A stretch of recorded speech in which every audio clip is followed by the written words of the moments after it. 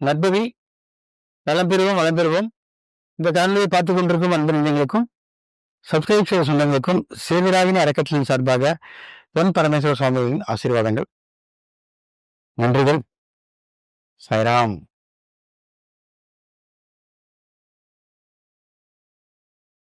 மனிதனாக பிறந்துவிட்டோம். வாழ்க்கையில் இன்ப துன்பம் என்பது இயற்கை. துன்பம் வரும்போது மட்டும் கவலைப்படுறோம் இல்லையா? இன்பமா இருந்தா கவலைப்பட வேண்டாம் இல்லையா? அப்ப அந்த கவலைப்படாமல் இருக்க என்ன செய்யணும்னு கேட்கிறாங்க கேள்வி பெரிய பெரிய ஆள்கள்லாம். இதுக்கு என்ன பதில் சொல்லலாம்? கவலை இல்லாத மனிதன் இருந்தா உலகில ஏதோ ஒண்ணு கவலைப்பட்டுதான் ஆகணும் இல்லையா? ஏதோ ஒண்ணுக்கு கண்டிப்பா கவலைப்படுவாங்க. கவலைப்படாம இல்லையோ ஆங்ஸைட்டி, எதிர்பார்ப்பு இருக்கும். கண்டிப்பா எதிர்பார்ப்பு தான் கவலையாக மாறும் அல்லவா? இது எல்லாமே நம்ம எண்ண அலைகள் தான். அந்த எண்ண அலைகளை நாம் சீர்தூக்கி பார்த்தால் கவலையை மறக்கலாம். கவலைப்படாமலாம் இருக்க முடியாது. கவலையை மறக்க ஒரு வழி. கவலைப்படாமல் இருப்பதற்கு வழியே கிடையாது. அப்ப நம்ம மனுஷனாவே பிறந்திருக்க வேண்டிய அவசியம் இல்லை. மனிதனாக பிறந்தால் ஏன் கடவுளே மனுஷனா பிறந்தா கூட கவலைப்படுவான். கவலைப்படாமல் இருப்பதற்கு வழி இல்லை. கவலையை மறப்பதற்கு வழி சொல்கிறேன்.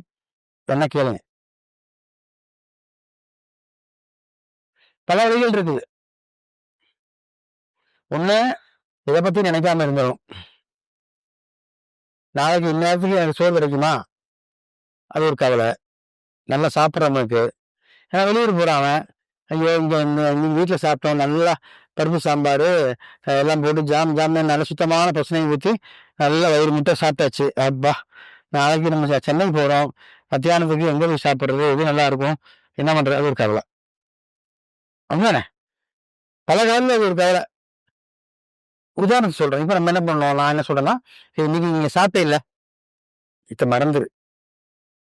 நாளைக்கு நாளைக்கு பார்த்துக்கோ. இன்னைக்கு ஏன் கவலைப்படுற? நாளை என்பது நாளை அல்ல. இன்னைக்கு நீ பிறந்து தூங்கி எந்திரிக்கிறியான்னு இல்லை பாரு. நீ தூங்கினாலே நீ பாதி செத்து போயிட்டேன்னு அர்த்தம். தூக்கம்தான் இறப்புக்கு ஒத்திகை. நம்ம இறந்து போனோம் அப்படிதான் இருப்போம்னு சொல்றாங்கப்பா, எனக்கு தெரியாது. செத்தா தானே சொல்லுவார், தெரியும் இல்லையா? அதாவது இந்த புஸ்தகங்கள்லயும் பெரிய பெரிய மக்களும் இதை பத்தி சொல்றாங்க. தூங்குறது சாவிற்கு சமானம்னு சொல்றாங்க. அது உண்மையா போய் எனக்கு தெரியப்பா. நானும் அப்படிதான் இருக்கும்னு நினைச்சிட்டு இருக்கிறேன். ஏன்னா தூங்கும் போது நம்மள மறந்துடுறோம் இல்லையா? அதான் உயிர் நம்ம ஏன்னா உணவை விட்டு ஆன்மா வெளியே போகுதுன்னு சொல்றாங்க தூங்கும்போது. அது உண்மைதான். இப்ப ஆன்மா போகும்போது உயிர் இருந்தா தானே, நம்ம உயிர் இருக்கிறதுனால தான் ஹார்ட் பீட் ஒர்க் ஆகுது. உயிரும் சேர்ந்து போயிடுச்சுன்னு வைங்க, முடிஞ்சு போச்சு கதை. சோறு முடிஞ்சு போச்சு, கொண்டு குப்பையில போட்டுருவாங்க. அதனால என்ன பண்ணோம், நாளை பத்தி இன்னைக்கு நீ கவலைப்படாம இருந்தேன்னா கவலையற்ற மனிதனா இருக்கலாம். அது முடியுமா? கண்டிப்பா யாராலையும் முடியாது. ஒரு பிச்சைக்காரனுக்கும் அந்த கவலை இருக்கும், பல கோடி அதிபதியானவனுக்கும் நாளை பற்றி கவலை இருக்கும். அது ரூல்ட் அவுட்டு. அது நாளை பத்திலாம் யோசிக்காம இருக்க முடியாது. சாமி, இது என்ன நீங்க சொல்றீங்க, வித்தியாசமா இருக்கு, முடியாதுன்றீங்க. சரிங்களா? ரைட், பரவாயில்ல. வேற என்ன பண்ணலாம்? கவலைப்படாம இருக்கிறதுக்கு என்ன பண்ணலாம்?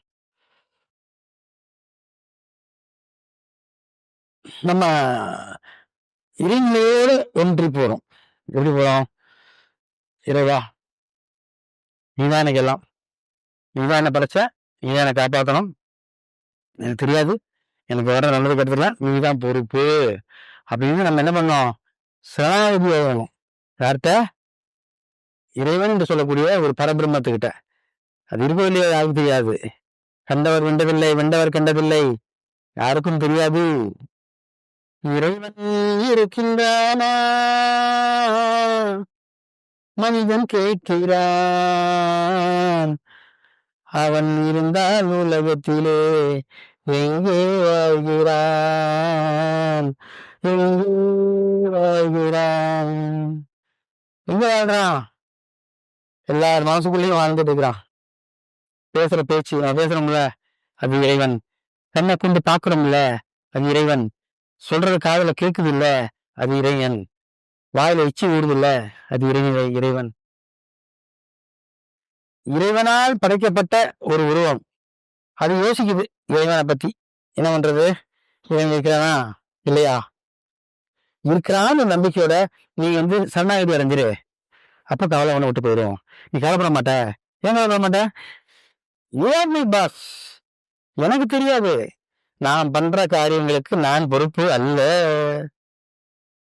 எப்படி? நான் செய்யும் நல்லது கெட்டதுக்கு நான் பொறுப்பு இல்ல. You are my director. நீங்க என்ன இயக்குறீங்க, நான் இயங்குறேன்.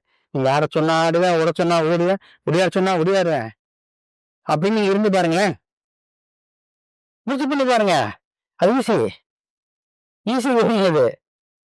எல்லாரும் பிளேம் பண்ணிடலாம் நம்ம. புரியுதுங்களா? யார பிளேம் பண்றோமோ அதே இறைவனை பிளேம் பண்ணிடலாம். நீதானே என் பொறுப்பு. நீதானே என்ன படைச்ச, தண்ணி ஊத்துனா வளர்த்த. இப்ப நான் இப்படி தத்தாரியா நிக்கிறேன். இப்ப கெட்ட பேர் வந்துருச்சு எனக்கு. இந்த கெட்ட பேரை நீக்கி கொடுப்பே மாட்டே எனக்கு தெரியாது. இதுக்கும் காரணம் நீதான். பாப்பா அவன் அடடா, இப்ப நான் பொல்லாத மனுஷன் அதான் போல் இருக்கு. நம்மளே என்ன செய்யுங்க கேட்கறாங்க, என்ன பண்ணுவான்? உன்னை காப்பாத்திடுவான். மனுஷன் மட்டும்தான் இறைவனை ஏமாத்த முடியும். புரியுதுங்களா? எல்லாத்துக்கும் டெக்னிக் தெரியணுங்க, பிறப்பு தெரியணுங்க வாழ்க்கையில. ஒரே ஒரு கவலை மறப்பதற்கு ஒரே ஒரு வழிதான் இருக்கிறது. அதுதான் சரணாகதி. சரண்டர் ஆயிடுங்கப்பா. உங்க எல்லாத்தையும் கவலையெல்லாம் கொண்டு அவர் மேல ஊத்திருங்க. அப்படியே வேற வார்த்தை கொடுத்துருங்க. ஆண்டவா, நாளைக்கு காலையில சோறு கிடைக்குமா கிடையாது எனக்கு தெரியாது. அதுக்கு நீதான் இருக்கும். நாளைக்கு காலையில எனக்கு சாப்பிட்ட ஜீரண மாதிரி வெளியே வருமா வராது, அதுவும் எனக்கு தெரியாது. வரும்னு நம்புறேன். ஏன்னா அது உணர்ச்சி இருக்குல்ல மனுஷனுக்கு. உணர்ச்சி இல்லாத விஷயங்கள் நிறைய இருக்குது. அதெல்லாம் நம்மளால ஏத்துக்க முடியாது. ஏன்னா அதை பத்தி அனுபவிக்கல. இப்ப தின்னாச்சுன்னா எனக்கு காலையில வெளியே வரும்னு தெரியும். வரலன்னா எனக்கு அவ்வளவுதான், கக்கூஸ் தெரி ஓரணும். அந்த மாதிரி உணர்வுகள் இருக்கு. உணர்வு இல்லாத சில சமாச்சாரங்கள் இருக்கு பாருங்க. அதைத்தான் நீங்க என்ன பண்ணணும்? அவன் தள்ள கொண்டு உரைக்கணும். உலகில் யாரு? இறைவன் தான். உன்னால முடியாது இதுவோ எல்லாத்தையும் கொண்டு அவன் மேல சண்டர் பண்ணு. அவன் பார்த்துக்குவான் உன்னை. இதுதான் வழி. புரியுதா? ஈஸி வழியே, வேற வழியே இல்லை. தியானம் பண்ணிட்டு உட்காந்துக்கிறது, தூங்குறது, தண்ணி அடிக்கிறது, இந்த போதைப் பொருள் கடுமையாருது, இதெல்லாம் கவலையே மறப்பதற்கல்ல. கவலையை சற்று நேரத்துக்கு தள்ளி வைக்கிறோம். கவலைப்படாம இருக்கிறதுக்கு, கவலை மறப்பதற்கு, கவலைப்படாம இருக்கிறது தான் என்ன வழி? இதுதான் வழி. இது பக்தி மார்க்கத்தில் நான் சொல்றேன்னு நினைக்க வேண்டாம். 100% சைக்காலஜிக்கல் விஷயமாக சொல்றேன். ஆகவே முயற்சி செஞ்சு பாருங்க, உங்களால முடியும். கண்டிப்பா இறைவன் உன்னை கேர் எடுத்துக்குவாரு. நீ சொல்லாலும் சொல்லாவிட்டாலும் அவர் தான் உன்னை கேர் எடுத்துக்க போறாரு, எடுத்துக்கிட்டு இருக்கிறாரு. இருந்தாலும் நீ சொல்லும் போது அவர் இன்னும் வேகமா இயங்குவாரு. பரவாயில்லையே, பையன் நம்ம புரிஞ்சுக்கிட்டானே, ஐயோ நீ நம்ம சும்மா இருந்தா அவதான் நம்ம பேர் ரிப்பேர் ஆயிருந்த பாவம், இந்த ஆத்மா கஷ்டப்படுது, இப்ப கஷ்டப்படாம நம்ம பார்த்துக்கணும்னு அவருக்கு என்ன வரும்? ரோஷம் வரும். என்ன பண்ணுவாரு? காப்பாத்துவார். ஓகே, இதுதான் வழிங்க. அவர்கிட்ட போய் சென்றாயிருங்க. இன்னும் சந்திக்கலாம். சாய்ராம்.